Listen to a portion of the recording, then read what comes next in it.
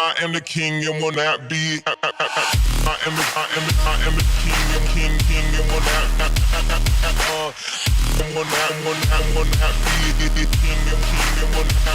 not.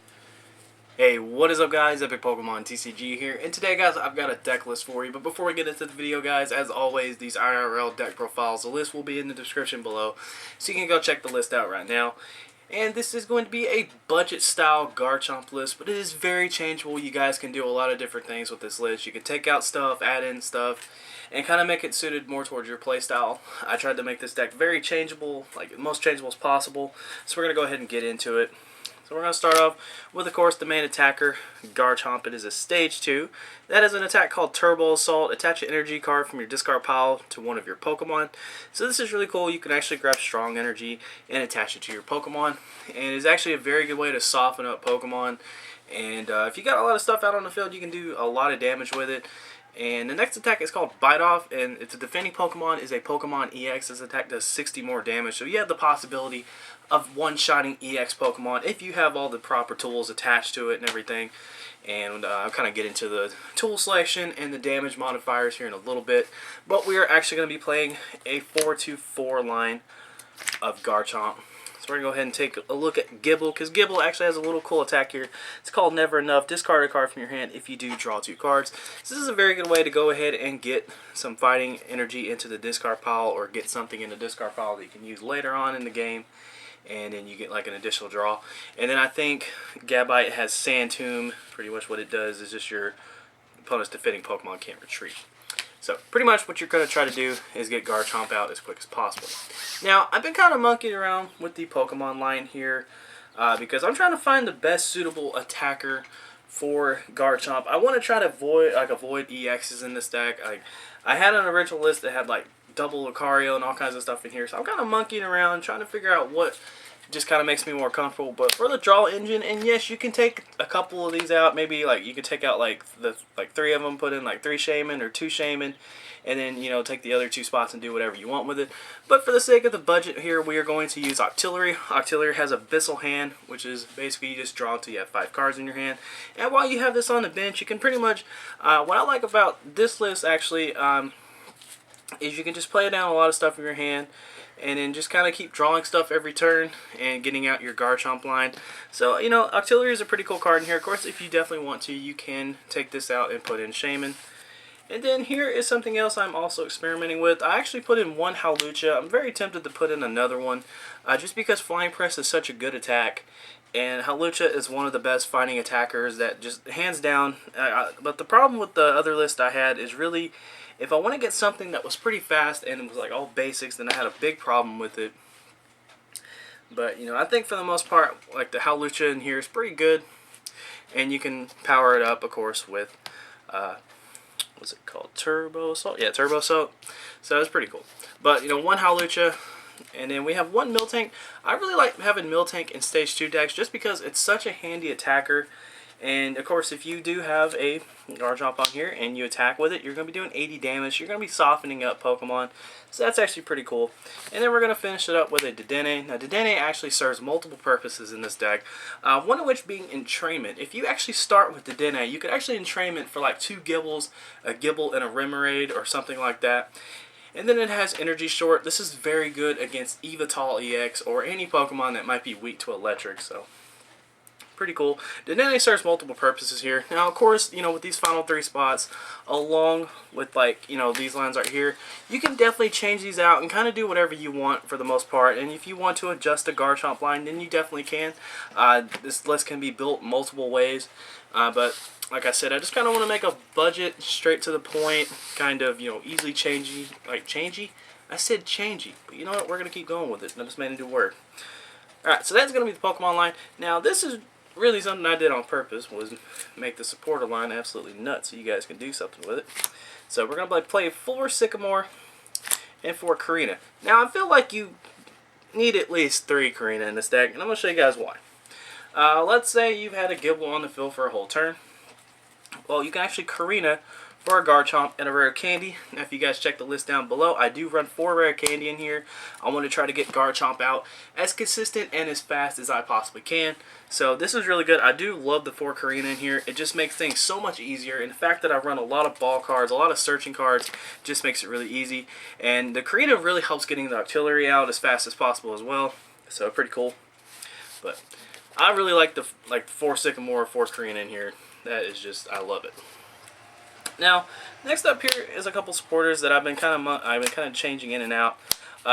Is the 2 Professor Birch's observations and the Wally. I did originally have 1 Birch, 1 Judge, and then I had 1 Shauna and 1 Judge. I've been kind of like messing around with it, but for the most part, like, I don't know why, I just really didn't feel like you can't abuse Judge with Octillery. If you judge your opponent, you know, they have 4, and then you have 4, you can maybe play down like 1 or 2 cards, Abyssal Hand, and keep going. But, you know, for the most part, if you get 4 cards, you just can't play that turn, and you Abyssal Hand for 1 more, and then you just pass it to your opponent. They're going to have 5 cards. I mean, it's just kind of like a weird thing. And me, personally, every time I seem to judge my opponent, they get better stuff. So this is what I just kind of went with. I just kind of went with the 2 Birch's observations. And if you feel more comfortable with Shauna, or you want to put in a Judge or something like that, you definitely can. The Wally. The Wally's a new addition I added to this deck just because, well, I mean, I don't know. I just had an idea, you know, like maybe try to get that out, you know, quicker, like get the Garchomps out quicker, maybe get like a turn 1 Octillery or something like that. I feel like having like the 1 Wally in here would have been cool. You definitely can take it out too if you want. I run 2 Lysandre, pretty standard. Garchomp can, like, you know, for the first attack, soften up stuff, and you can Lysandre it up and knock it out. Plus, Garchomp can one-shot Shamans if it has 2 energy on it, so that's something really awesome to do. So, the Lysandres are very good. And the last card here, I've actually been switching this out between this and Muscle Band. I only have 1 Muscle Band at the moment right now, but I've been kind of taking this out and putting in Muscle Band. I'm just kind of going back and forth, seeing which one I like a little more, and I don't know. I feel like this would be good. But I feel like Muscle Band would be good too, because you get 2 options out of this, but you only get 1 with Muscle Band. But I don't know. That's just an idea I had. So now we're gonna get into the trainers here, and like I said, guys, this is a really weird list, but definitely changeable. 4 rare candy, really just evolve quicker. I love these rare candies too, by the way. These are my favorite rare candies. And 3 VS Seeker to get back all the supporters you have in your deck, pretty standard. 3 Level Ball, 2 Ultra Ball. The Level Ball is amazing in here. Level Ball is like probably like one of my favorite trainers in here. Going back to Korrina, just being able to Korrina for, let's say, like a Gabite, for a Garchomp or a Gible. And then if you have a Remoraid on the field and you can Korrina, grab a Level Ball, and then just evolve it to Octillery. So that's something really cool. Or if you have, like, let's say you have a Garchomp in hand and you Korrina and like you have a Gible on the field, then like you can get the Gabite and a rare candy or something like that, or you can get like, I don't know. There's a lot of different things you can do with that.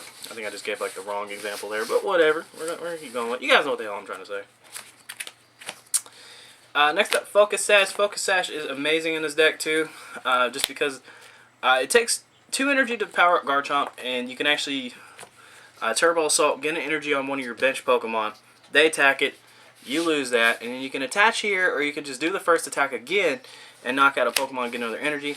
Focus Sash works really well with this deck, and it's something I definitely had to put in here. But I love it. 2 Floatstone. Floatstone's really in here for Octillery. It's just in here for everything that doesn't have free retreat like Garchomp does. It's just a handy card to have, honestly. So that's why that is in here. The 1 Muscle Band, going back to that, you can definitely drop the Giovanni scheme, or drop like the Wally or something like that and put in a 2nd Muscle Band. I don't know. I felt like I had too many tools, and I felt like I wasn't able to put them all down when I had them in my hand. So that's why I just been kind of switching back and forth between the Wally, Giovanni scheme, double Muscle Band. I don't know. I've been tweaking the living crap out of this list. 1 Professor's Letter just to get the energy to your hand, and hopefully Ultra Ball them or just have them for the next turn. Sacred Ash. I actually opted for Sacred Ash over Super Rod in this deck because I just felt like getting the Pokemon back was more important than getting like a combination of Pokemon and energy. And also you do have Turbo Assault, so you can get your energy back. And I just felt like if a Garchomp line goes down, and then you have like a Hawlucha or something like that, or you have like just 5 random Pokemon to discard pile you need back, I just felt like getting the Pokemon back was more important. But you could definitely add in a Super Rod along with the Sacred Ash, or you can actually just, you know, pick one or the other. One Fighting Stadium, I actually don't know why. I just was like, you know what, hey, one Fighting Stadium would be cool. I don't know. I feel like you could actually also probably drop the Giovanni Scheme for another Fighting Stadium. You can drop something for another Fighting Stadium. I just like having the Fighting Stadium in here. You can actually even drop the Fighting Stadium for a Muscle Man if you really want to. But for some reason, I was just like, you know what, we're gonna run a Muscle Man. We're gonna go with it. All right, next up, the energy, 4 strong energy, and then we have 5 fighting. And ignore the fact this isn't the beautiful, whatever that is, has Sudowoodo on it, so you can't handle it too much. This is pretty much just for being able to attack. But the deck is very straightforward. It's very, very straightforward how I built it. And like I said, you can do whatever you want. Just attack with Garchomp, do as much damage, and then you have, you know, your backup Pokemon to attack. I tried to make it to where you can get Garchomp out and attack with it, you know, as quick as possible. That was kind of my goal for this deck, was, you know, make Garchomp the main attacker, because it is a Garchomp deck. So that was just my idea. So if you guys enjoyed the video, make sure to like it and subscribe if you have not done that already. And yeah, I mean, you know, there's definitely so many things you could do with this list. There's so many ideas I have personally. If I wasn't going to build it for like a budget or something like that, I would probably take out the the 2/2 line of Octillery, and I would probably put in maybe 2 Shaman, and then I would probably put in like another Hawlucha, and like probably another Muscle Band or another Fighting Stadium. I don't know. There's just a lot of things really, honestly, you can do with this deck. Just because, like, you know, really, if you can get the Garchomps out consistently, then you don't really necessarily need a second backup attacker. If you're just able to keep streaming Garchomps and just hitting for as much damage as absolutely possible, then you don't necessarily need it. And you know, it just really depends. Focus Sash will be your best friend when it comes to this deck. So another card I was thinking about was maybe Eco Arm or something really stupid. You know, just kind of make it like weird, but. Yeah, I mean, this deck's really fun. I'm not going to lie, this deck's really fun. It's really nice to play a Stage 2 again in an EX dominant format. But like I said, guys, if you enjoyed the video, make sure to do all that stuff. And yeah, you guys take care. This is Epic Pokemon TCG, signing out. Take care, guys.